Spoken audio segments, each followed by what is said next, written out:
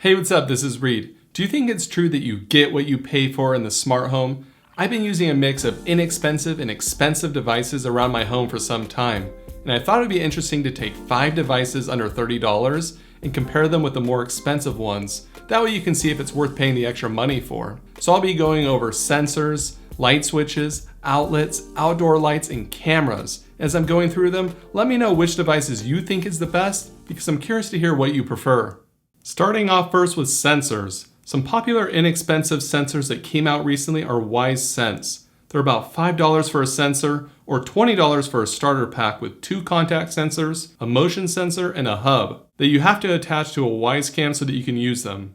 These sensors work really well, and I did a video on them recently which you might have seen, but how well do they compare against something like SmartThings sensors, which are more expensive? Let's look at the WiseSense contact sensor and the SmartThings multipurpose sensor. Each of them can tell if a door or window is open or closed. However, the SmartThings multipurpose sensor also has a vibration sensor and a temperature sensor built in. So you can tell if someone is knocking on your door with the vibration sensor, and you could use the temperature sensor to turn on a fan when you walk into the room if it's over a certain temperature. Those extra sensors create more options for automations in your house. As for controlling other devices with these sensors, there are some differences. WiseSense is if compatible or if this and that, and if other devices are if compatible, then WiseSense can control them, but it's not that fast. Take a look at the Wise contact sensor opening to turn on this light bulb connected to it using IFT. There is a significant delay, like 2 or 3 seconds for it to turn on. Come on, it's 2019. I shouldn't have to wait more than a half a second for anything. Compare that to the SmartThings multipurpose sensor connected to a Zigbee SendGled bulb.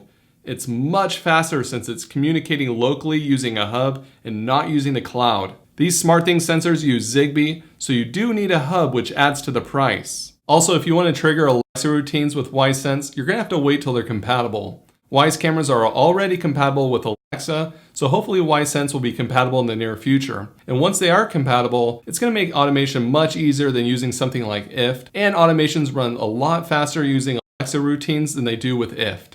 Here's the multi-purpose sensor triggering that same Wi-Fi bulb that was slow using IFT, but this time using Alexa routine. As you can see, it's much faster than using IFT. Do you think it's worth going the cheaper route with WiseSense or something more expensive like SmartThings sensors right now?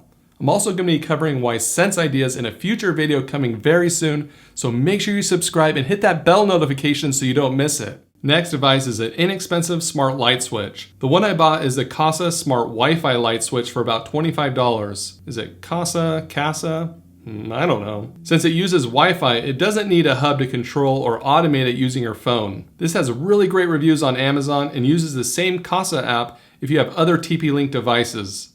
There are other smart light switches out there which are a lot more money. So what would you be missing out on if you went with this smart light switch? I'll be comparing it with the GE ZWave light switch dimmer, which is almost double in price. The Casa light switch can't dim the light unlike the GE ZWave light switch. The Casa light switch also doesn't work with 3-way light setups. So if you have multiple light switches controlling the same light, then you need to get the Casa 3-way light kit, which costs more. They both require a neutral wire for power. Lastly, the GE light switch uses ZWave Plus, which requires a hub like SmartThings. If you're doing automations in SmartThings or Habitat, then a ZWave light switch is a really good thing because it's easy to connect to and it communicates quickly with things like those Zigbee sensors that I mentioned earlier. And a ZWave light switch is very reliable. It's one of the few things in my smart home that I've had 0 issues with. You can use the Casa app to automate the TP-Link light switch, but if you want to integrate with other devices, you'll have to use something like if this and that.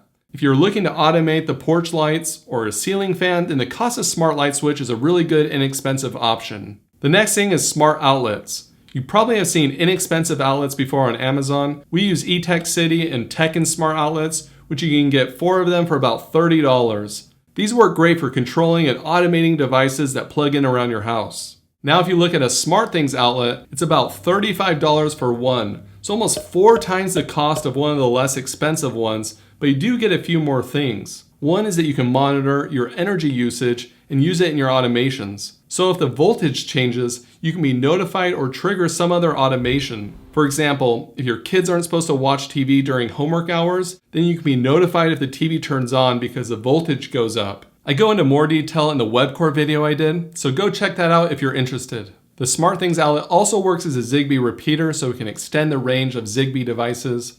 So you do get a few more things for a more expensive outlet, but I think for the majority of people, an inexpensive outlet is going to work great for them. Another thing is wireless outdoor lights. If you have some places around your house that are dark, then a wireless light can make a big difference, especially helping a camera see when it's dark. I wanted to compare a solar light that has a motion sensor built in with an Arlo light. The solar power light comes in a pack of 2 for $33, and the Arlo light is about $133 for a one light starter kit. So yeah, it's a pretty huge price difference. One of the main advantages of having a smart outdoor light is that it can trigger an outdoor camera to start recording earlier. And it sounds nice, but in practice, for me, wasn't so great. I had an Arlo camera in front of my front door, and around the corner, a smart Arlo light. And I would get notifications from the Arlo light that there was someone there, and there would be nobody on the Arlo camera footage. So I would kind of start freaking out, like, who's in front of my house?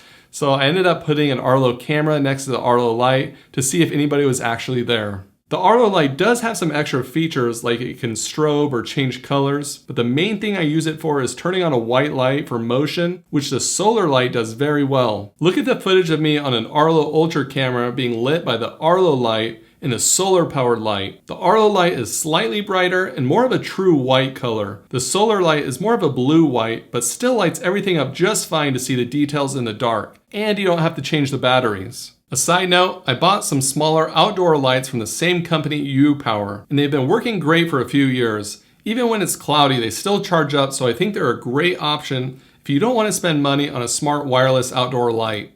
For indoor lights, I did a whole other video comparing inexpensive and high-end bulbs, so go check that link out in the description. The last thing is cameras. You're probably familiar with Wyze cams. They are very inexpensive cameras that work amazing. I get asked every once in a while, what would someone be missing out on if they went with a Wyze cam versus something like an Arlo camera? The truth is, you wouldn't be missing out on that much. Besides something like an Arlo Ultra, which is 4K and a wider viewing angle. Looking at an Arlo Pro 2 that's $160 for just the camera, and a Wyze cam that's $25. Both are 1080p. They have free cloud storage, but Wyze has double the amount of free cloud storage. Wyze can also record continuously to an SD card for free, and it has person detection for free, which is insane for how inexpensive this camera is. For an indoor camera, I would definitely go with a Wyze cam.